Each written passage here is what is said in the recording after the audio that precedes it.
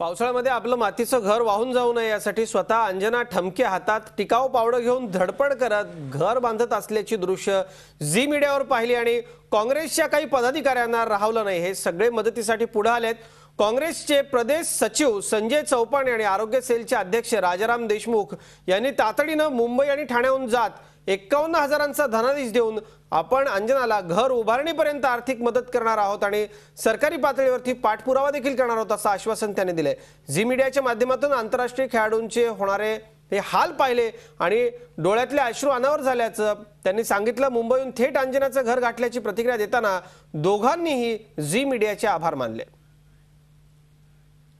जी 24 तासनी जे विजल्स दाखवले आणि काही नेत्यांचे फोटो दाखवले की बा या लोकांनी अंजनाला घर बांधण्यासाठी मदत करण्याचं आश्वासन वर्षभरापूर्वी दिलं होतं, परंतु कोणी पाळलं नाही आणि त्यामुळे तिला आज स्वतः मजुरासारखं काबाड कष्ट करावे लागतात। भारताची शान राखणाऱ्या सुवर्ण पदक मिळवून देणाऱ्या एका कर्तबगार मुलीला अशा पद्धतीने कोणी वागवतं ही कल्पना सहन झाली नाही। राजाराम देशमुखांनी ठरवलं की आपण तिला 51,000 रुपयाचा चेक तातडीने द्यायचा। झी 24 तास रहा एक पाऊल पुढे।